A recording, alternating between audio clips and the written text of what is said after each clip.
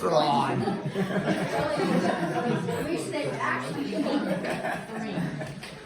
Okay, here we go. 7-5, proportional parts. Here we go.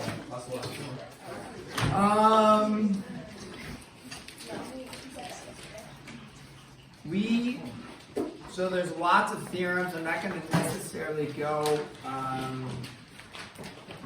draw all the pictures. We're going to just do a few examples from some of the stuff. But when you have, I guess I could draw some pictures for some of the theorems.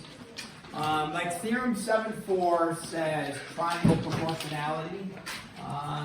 So if you have a triangle, this is 7.5 proportional parts. If you have a triangle like this, and then you have it doesn't matter where, but just for the sake of seeing it a little bit easier, if you have a parallel side like that drawn, what this does is it separates it into proportional parts. So you could have like this side compared to, now remember, proportion is a comparison, not a comparison, it's a ratio equal to a ratio, right? So proportional sides, you can set up equations for these things. So if you had, let's say, A, B, C, and then D and E, if that was your triangle, if this is parallel, then these get cut into proportional parts. Meaning you can set up an equation like this. You could say this BC compared to BA would be equal to, you go to the other side, the upper CD compared to the lower DE. So that would be one set of proportions you could do, or one proportion you could write. Another proportion you could write is you could say, I'm going to compare BC, so the upper, compared to CD, and that's equal to BA compared to DE, like that. To check and see, so like the arrangement is different, but to check and see if it is the same, you could just do a cross multiplication. BC times DE, and if you look down here, do I have BC times DE? Yeah, you bet. Therefore, it is the same proportion, just set up differently. So this upper one, I said the upper part of the triangle compared to the lower is equal to the upper compared to the lower. The one down here, I said the upper to the upper is equal to the lower to the lower. So there's kind of a variety of ways that you can do it for proportionality. One thing you have to be careful of is you don't want to go upper to lower and then lower to upper. That will get things messed up. So, Theorem 7.5 says, I'm not going to write that out. If you have proportionality, then the lines are parallel. So if it tells you you have this type of proportionality, then you know that this line would be parallel to that line. Okay. Well, this is a good one. Theorem 7.6. So Theorem 7.6 states this: the segment and endpoints and midpoints. Okay. So if you have a triangle like this and like this, it says a segment whose endpoints are the midpoints of two sides of the triangle. So if this is my segment, okay, there's the endpoint there and the endpoint there. So if this is a midpoint, if this segment, the endpoints are midpoints of the triangle like that, then what happens is, if you know this is true, midpoint and midpoint, you then know, maybe I'll do it in red, what comes from that is this. You know that this side is parallel to that. So if you know midpoint, then you know parallel. Okay, so if it's midpoint to midpoint, then you know these sides are parallel. The other thing is that it is, its length is 1/2 the length of the third side. So in other words, we'll call this side X, or we'll call this side Y, I guess. we would know then x is equal to 1/2 of y. So if it is a midpoint and a midpoint, it has to be the midpoint on both sides, then we can say, okay, we know it's parallel then, and then we can also state that the length of it is equal to 1/2 of that side. Okay? And that would be true no matter, if you did the segment up here, then the same thing would hold true. Okay, let's do a couple examples. Find the value of x. So here, and here, here, and let's go like this, that. So they tell you parallel, and we'll go 6, 8, 15, and x. Okay, since they are parallel, all right, you have a triangle and you have a parallel segment in the middle there. Come over to here and you can write a proportion and solve for x. So go ahead, set up a proportion, solve for x. I will draw another picture for us. We can do this other one as well. So we have this one and parallel, x plus 6, 9, and 30, like that.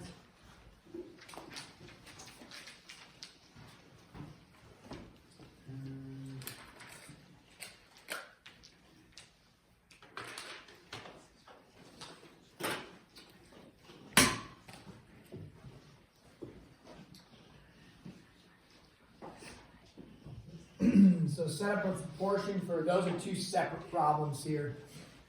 Okay, so set up a proportion for the left one, a proportion for the right one, and then solve for x, see what we get. And then we'll do one more example once we get this set up.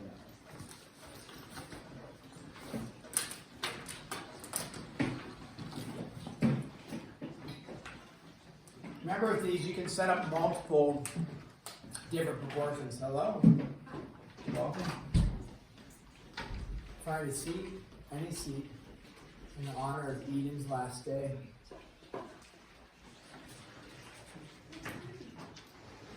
Sure you want to sit there? Yeah, I don't know if you I don't know if you do. will. They might start splashing.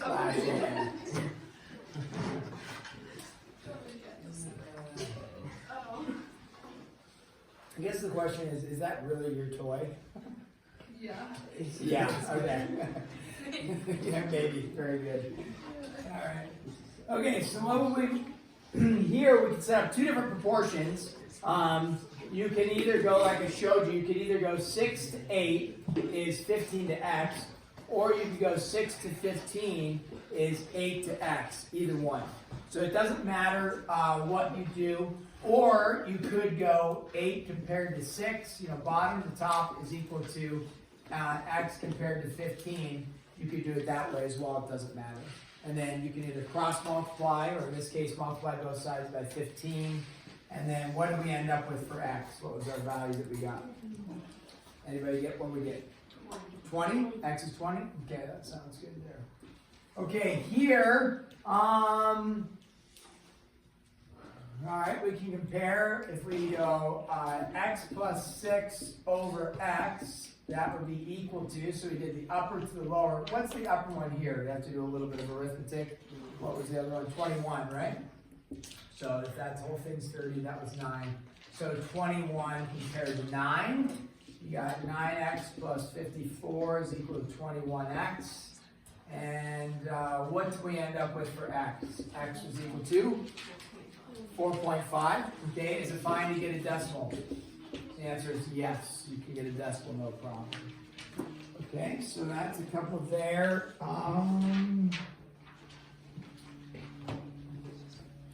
I didn't show this. Let me show this one.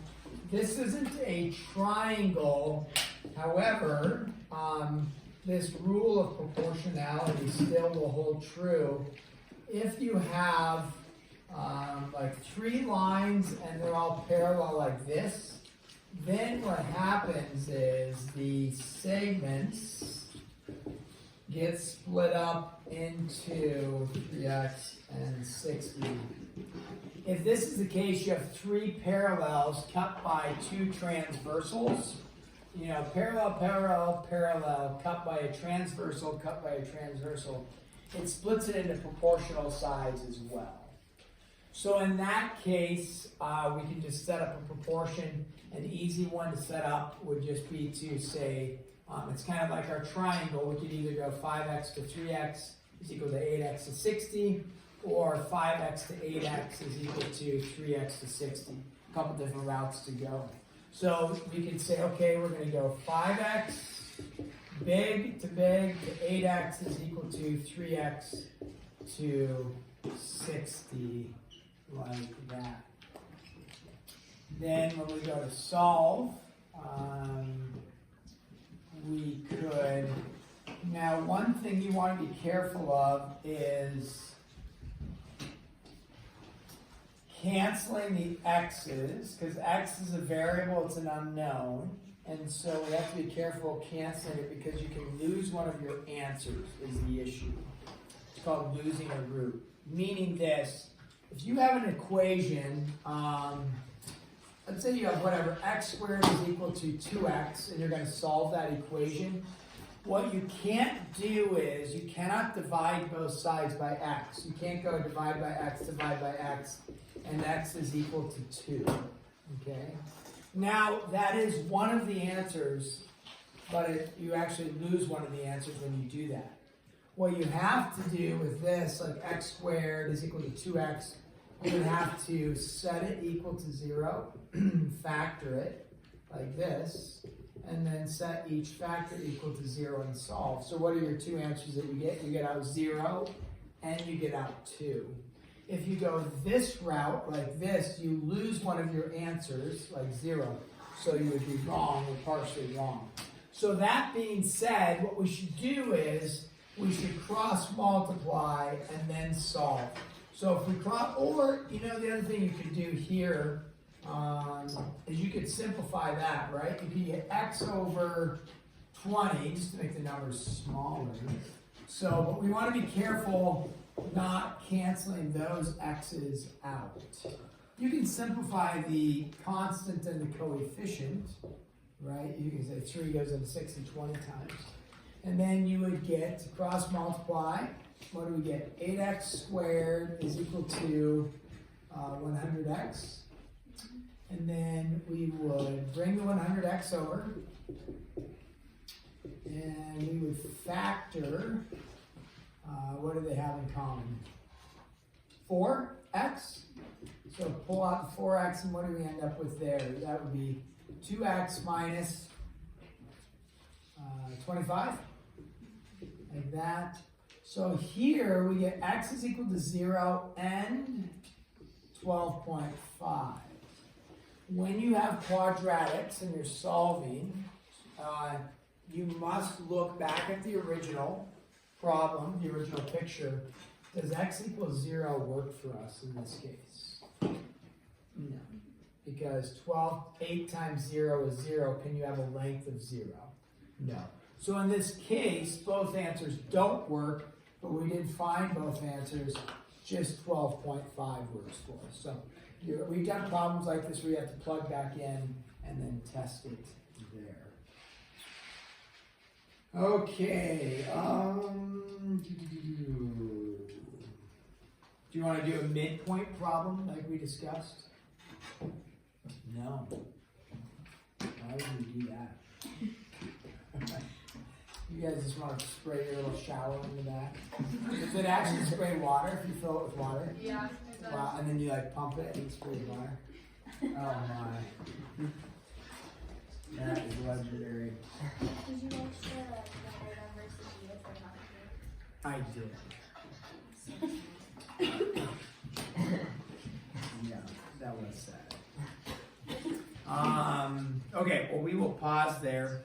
This will be due probably, because I mean everything's technically due Monday, so I mean some people have been gone. What was this, 7 or so? What are we doing Tuesday?